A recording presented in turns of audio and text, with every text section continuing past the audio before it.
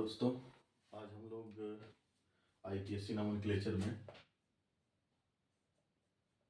आईयूपीएससी नामकरण करेंगे। ठीक है। और आईपीएससी नामकरण में सबसे पहले वो समूह को जानेंगे। जैसे आपका हाइड्रोकार्बन में पढ़ते हैं आप एल्केन, तो एल्केन को आज पढ़ेंगे। किसको? एल्केन को। तो एल्केन के बारे में जानेंगे कि एल्केन क्या होता है और इसका एक नामकरण वगैरह किया जाएगा। चलिए आइए देखते हैं।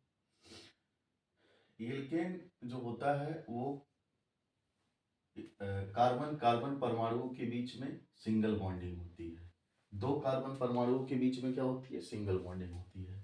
दूसरी बात, इसमें जो इसका सामान्य सूत्र होता है, सामान्य सूत्र यानी जनरल फार्मूला होता है CnH2n+2 होता है। ठीक है। जो कार्बन चेन की श्रृंखला होगी उसमें सिंगल बॉन्डिंग होगी और उसका सामान्य सूत्र यानी कार्बन की संख्या और हाइड्रोजन की संख्या इस सूत्र पे निर्धारित होगा। ठीक। चलिए ये देखते हैं। इसके बाद आपका आता है अनुलग्न। अनुलग्न, ठीक है। अनुलग्न का मतलब सफिक्स बोलते हैं इसको, जो बाद में लगाया जाता है। ठीक। इसके बाद ये क्या आ जाता है आपका, सीधे तौर पे देखें, एन शब्द आएगा। इंग्लिश के एन शब्द होगा और ऐसे लिखेंगे हिंदी के तो एन शब्द होगा। ठीक है। ये चीजें आती है। फॉर एग्जाम्पल लेते हैं, अगर एल्केन ग्रुप की बात करें, समूह की बात करें, एग्जाम्पल n बराबर वक्त एक लेते हैं, 1 लेते हैं, तो इस फॉर्मूले में यानी CnH2n+2 में पुटअप करते हैं तो देखिए क्या होता है। एक होगा यहाँ पे और ये 2 गुणे 1 + 2, तो आपका ये हो जाएगा सीधे तौर पे C1H4, यानी इसको ऐसे भी लिखते हैं CH4, जिसका नाम होता है मेथेन। मेथेन आईपीएससी नेम है। एक कार्बन है इस वजह से इसको मेथ बोला गया। एक कार्बन है इस वजह से इसको मेथ बोला गया। और एन शब्द क्यों है? क्योंकि एक कार्बन की जो संयोजकता है, संयोजकता जो प्रदर्शित कर रही है, ये 4 हाइड्रोजन परमाणुओं से सिंगल बॉन्डिंग से जुड़ी हुई है। इसका स्ट्रक्चर इस तरीके से हो। ठीक है। चारों संयोजकता कंप्लीट हो रही है हाइड्रोजन के सिंगल सिंगल बॉन्डिंग से, कार्बन के सिंगल सिंगल बॉन्डिंग से, और एक कार्बन है इस वजह से इसको मेथ बोला गया। चलिए आइए देखते हैं। जो इसमें 2-3 चीजें क्या होता है, इसको रूट वर्ड्स बोलते हैं, यानी मूल शब्द इसे बोला जाता है। ठीक है ना। रूट वर्ड, रूट वर्ड्स यानी मूल शब्द बोला जाता है। ये सफिक्स है, प्रीफिक्स भी होता है। प्रीफिक्स का मतलब रूट वर्ड्स के पहले लगाया जाता है और सफिक्स का मतलब जो अनुलग्न होगा वो रूट वर्ड्स के बाद लगता है। तो आगे जैसे जैसे बढ़ते जाएंगे तो सीखते जाएंगे कौन से जो पूर्व लग्न कौन होंगे, यानी प्रीफिक्स कौन होगा, अनुलग्न क्या है। अनुलग्न इसमें एन शब्द देखिए बताया जा रहा है, सीक्वेंस में ऐसे बताया जाएगा जब जब इसकी जरूरत पड़ेगी। चलिए आइए देखते हैं। कार्बन की संख्या के आधार पर, की संख्या के आधार पर जो मूल शब्द हैं, संख्या के आधार पर जो नाम है, ठीक है, नाम के बारे में, यानी क्या कहते हैं, नाम क्या क्या हो सकता है। जैसे C1, C1 को क्या बोला जाता है? इसे मेथ बोला जाता है। क्या बोला जाता है बच्चों? इंग्लिश में मेथ, और इसको इस तरीके से हिंदी में लिखते हैं मेथ। दूसरा C2 है तो इसको एथ बोला जाता है, इसको इस तरीके से लिखा जाता है एथ। अगर C3 है यानी कार्बन की संख्या 3 है तो उसको प्रोप बोला जाता है। ठीक है। अगर C4 है तो इसको ब्यूट बोला जाता है। ठीक, ब्यूट बोला जाएगा इसको। इसके बाद ब्यूट। अगर C5 है तो इसको पेंट बोला जाता है। अगर C6 है तो इसको हेक्स बोला जाएगा। अगर C7 है तो इसे हेप्ट बोला जाता है।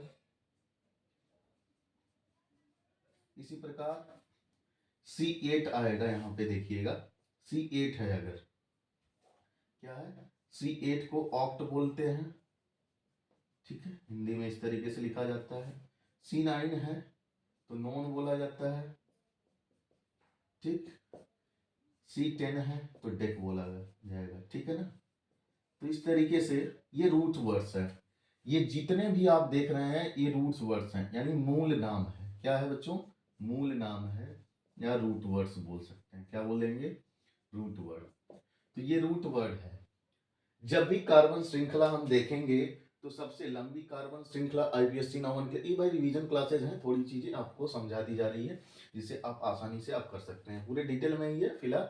तो आपको देखिए, कार्बन एक रहता है इसलिए मेथ बोला जाता है, 2 रहेगा तो एथ, 3 रहेगा तो प्रोप, 4 रहेगा तो ब्यूट, 5 रहेगा तो पेंट, 6 रहेगा तो हेक्स, 7 रहेगा तो हेप्ट बोला जाता है, 8 रहेगा तो ऑक्ट, 9 रहेगा तो नोनेन, 10 रहेगा तो डेक बोला जाता है।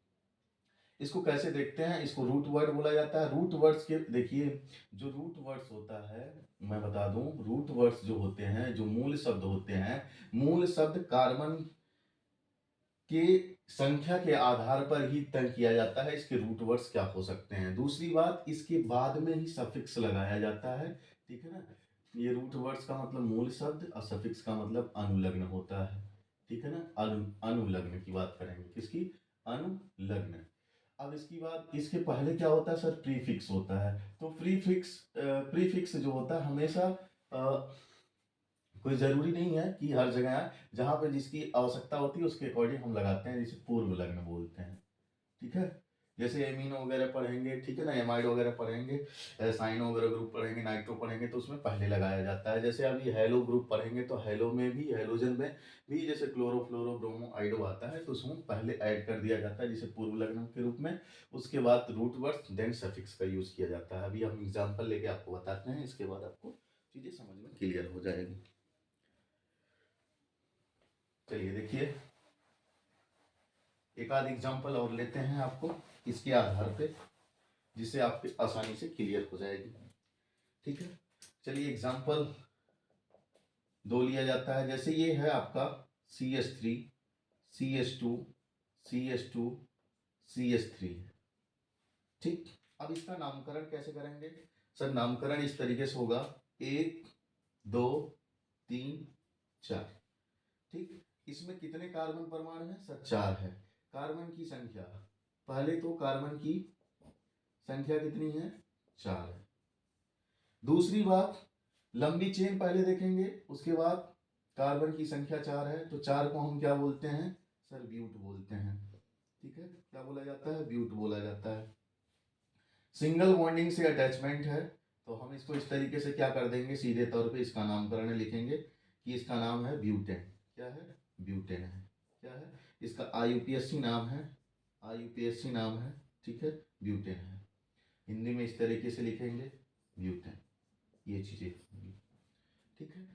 अनदर एग्जांपल लेते हैं इस तरीके से आपका, जैसे इधर देख लेते हैं, CH3 CH2 CH2 CH2 CH3, कितने कार्बन है? चाहे आप इधर से काउंट करें चाहे इधर से, इसमें कोई किसी प्रकार का क्रियात्मक समूह, अन्य क्रियात्मक समूह नहीं, अटैचमेंट है, सिर्फ सिंगल बॉन्डिंग है और एल्केन समूह है। तो इसको हम आप ध्यान से देख सकते हैं, 1 2 3 4 5, इस तरीके से कितने हैं? 5 कार्बन है। इस 5 को क्या बोला जाता है सर? पेंट बोला जाता है। इसको पेंटेन कहते हैं। क्या बोलते हैं? पेंट। समझ में आया? इस तरीके से अगर इसी में कुछ ऐसी चीजें यानी ब्रांचेज यानी शाखा निकली हो, ठीक है ना, शाखित श्रृंखला हो, क्या चीज है? शाखित श्रृंखला हो, तो किस तरीके से देखा जाएगा इसको आप ध्यान दीजिएगा। चलिए, शाखित श्रृंखला का मतलब देखिए, इस यहां से ब्रांचेस शाखा निकले हैं तो ये आप क्या करेंगे, सबसे लंबी चेन श्रृंखला को पहले ले लिया जाता है, उसके बाद आपको जो चीज होती है उसके बाद कार्बन की संख्या को देखें। इधर से काउंट करें, 1 2 3 4 5। अगर ये श्रृंखला हम इधर मोड़ देते हैं तो 3 ही कार्बन होते, अभी कितने हैं? 5 हैं। लेकिन सर ये जुड़ गया अटैचमेंट, ये साकित श्रृंखला में, इसका नाम क्या हो जाएगा? नहीं, देखिए, अगर साकित श्रृंखला में यानी ब्रांचेस जो निकले हों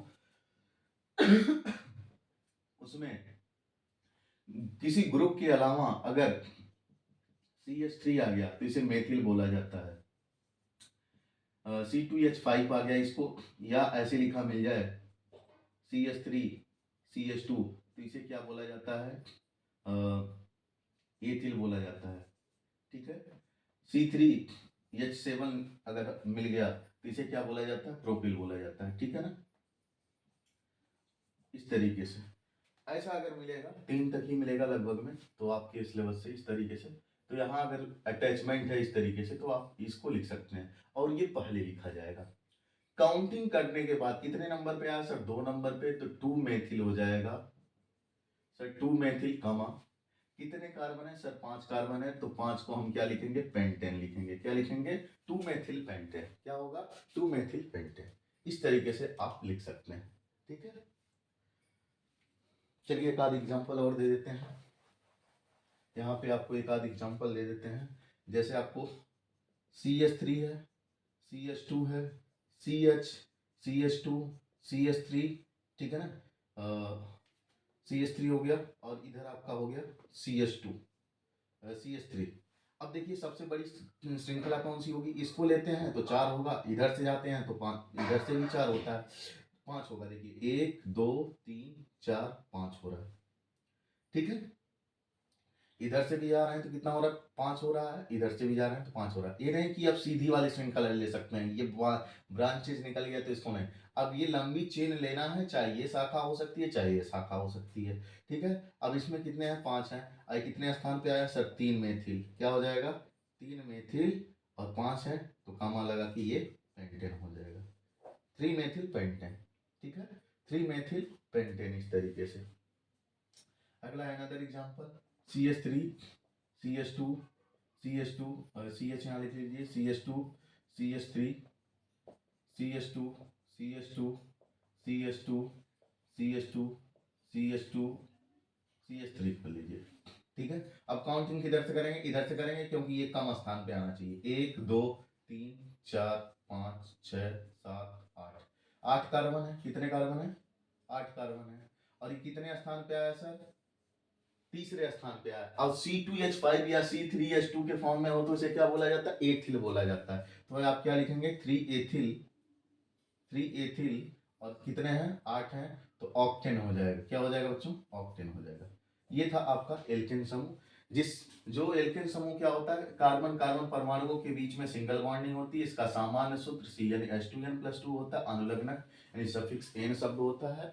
और कभी भी IPSC नामकरण करते समय सबसे पहले ध्यान देना होता है, सबसे लंबी चेन श्रृंखला को ध्यान देते हैं, उसके बाद उसमें क्रियात्मक समूह को देखा जाता है। अगर क्रियात्मक समूह नहीं है तो लंबी चेन को काउंट करेंगे, जितने कार्बन होंगे उस कार्बन संख्या के आधार पे उसका मूल शब्द होगा, मूल शब्द के बाद अनुलग्नक n शब्द लगाते हैं, और इस तरीके से IPSC नामकरण करते हैं एल्केन समूह।